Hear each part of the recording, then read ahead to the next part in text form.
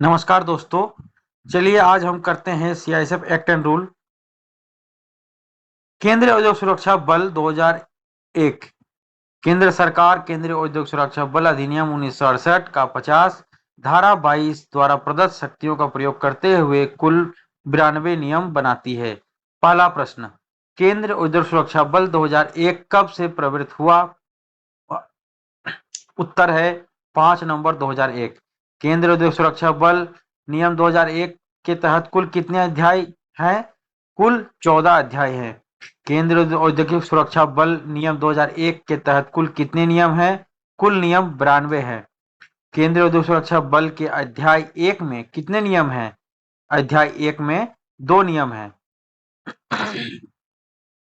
केंद्रीय औद्योगिक सुरक्षा बल के नियम 1 में क्या है? नियम 1 के तहत संक्षिप्त नाम प्रारंभ में दिए हुए हैं।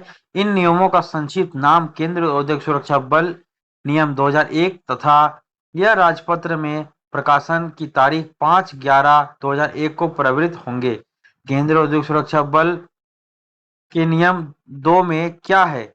नियम 2 में परिभाषाएं, अधिनियम, परिशिष्ट, बंद गिरफ्तारी, मजिस्ट्रेट, खुली गिरफ्तारी, अनुसूची, धारा, हमला आदि दी हुई है। प्रश्न नंबर 7,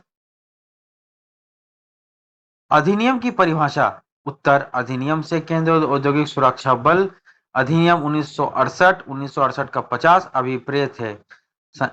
प्रश्न नंबर 8, बंद गिरफ्तारी से क्या तात्पर्य है या क्या समझते हैं?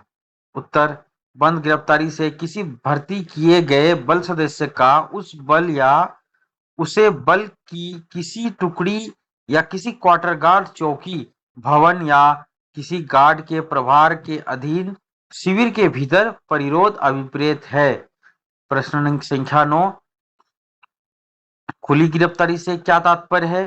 खुली गिरफ्तारी से तात्पर्य किए गए बल सदस्य का बल की किसी टुकड़ी द्वारा तत्मय दखल की हुई किसी बैरक, लाइन या शिविर की परिसीमा के भीतर परिरोध अभिप्रेत है। संख्या 10, केंद्रीय औद्योगिक सुरक्षा बल के अध्याय 2 में कितने नियम हैं? अध्याय 2 में कुल 10 नियम हैं, 3 से लेकर 12 तक।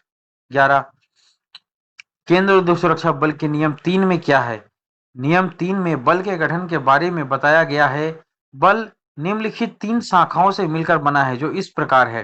पहला, कार्यपालक शाखा यानी एग्जीक्यूटिव ब्रांच। दूसरा, अग्निशमन शाखा यानी फायर सर्विस ब्रांच। तीसरा, अनुसचिवीय शाखा यानी मिनिस्ट्रियल ब्रांच। प्रश्न संख्या 12, केंद्रीय औद्योगिक सुरक्षा बल के नियम 4 में क्या है? उत्तर, नियम 4 में बल की संरचना के बारे में बताया गया है। प्रश्न नंबर 13, पर्यवेक्षक अधिकारी सुपरवाइजरी ऑफिसर कौन कौन होते हैं? पर्यवेक्षक अधिकारी निम्न है: महानिदेशक यानी डायरेक्टर जनरल, अपर महानिदेशक यानी एडिशनल डायरेक्टर जनरल, महानिरीक्षक यानी इंस्पेक्टर जनरल, उप महानिरीक्षक यानी डिप्टी इंस्पेक्टर जनरल, ज्येष्ठ कमांडेंट यानी सीनियर कमांडेंट, कमांडेंट यानी समादेष्टा, उप कमांडेंट, डिप्टी कमांडेंट, सहायक कमांडेंट, असिस्टेंट कमांडेंट। प्रश्न संख्या 14, भर्ती किए गए सदस्य इनरोल्ड मेंबर्स के अंतर्गत कौन कौन आता है? उत्तर, निरीक्षक, इंस्पेक्टर, उप निरीक्षक, सब इंस्पेक्टर, सहायक उप निरीक्षक, assistant sub inspector, head constable, constable. प्रश्न संख्या 15, केंद्रीय औद्योगिक सुरक्षा बल के नियम 5 में क्या है? नियम 5 के तहत स्थानीय रैंक प्रदान किया जाता है। नोट, महानिदेशक द्वारा केवल कमांडेंट तक, जिसमें यह रैंक भी सम्मिलित है, स्थानीय रैंक प्रदान की जाती है। प्रश्न संख्या 16, उप महानिरीक्षक और उसके ऊपर के स्तर के अधिकारियों को स्थानीय रैंक कौन प्रदान करता है? उत्तर, उप महानिरीक्षक और उसके ऊपर के स्तर के अधिकारियों को स्थानीय रैंक गृह मंत्रालय के पूर्व अनुमोदन के पश्चात प्रदान की जाएगी। प्रश्न संख्या 17, स्थानीय रैंक के द्वारा प्रदान किया जाता है। महानिदेशक द्वारा। पहला, महानिदेशक द्वारा केवल कमांडेंट तक, जिसमें यह रैंक भी सम्मिलित है, स्थानीय रैंक प्रदान किया जाएगा। दूसरा, स्थानीय रैंक प्रदान करने की शक्ति महानिदेशक द्वारा अपने अधीनस्थ किसी अधिकारी को समर्पित नहीं की जाएगी। प्रश्न संख्या 18, केंद्र औद्योगिक सुरक्षा बल नियम 2001 के अंतर्गत सुरक्षा बल के एक अधिकारी जिसे स्थानीय रैंक मंजूर किया गया है उस रैंक से विमुक्त हो जाएगा यदि केंद्र सरकार द्वारा कितने दिनों के अंतर्गत ऐसे मंजूर किए रैंक की संतुति नहीं की जाती है। उत्तर 21 दिन। प्रश्न संख्या 19, केंद्र औद्योगिक सुरक्षा बल के नियम 6 में क्या है? उत्तर, केंद्र औद्योगिक सुरक्षा बल के नियम 6 में महानिदेशक के कर्तव्यों को बताया गया है। प्रश्न संख्या 20, केंद्र औद्योगिक सुरक्षा बल के नियम 7 में क्या है?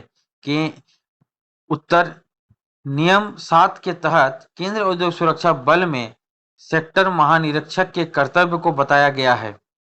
केंद्रीय औद्योगिक सुरक्षा बल के नियम 8 में क्या है? प्रश्न संख्या 21, उत्तर, केंद्रीय औद्योगिक सुरक्षा बल के नियम 8 में उप महानिरीक्षक के कर्तव्य के बारे में बताया गया है। प्रश्न संख्या 22,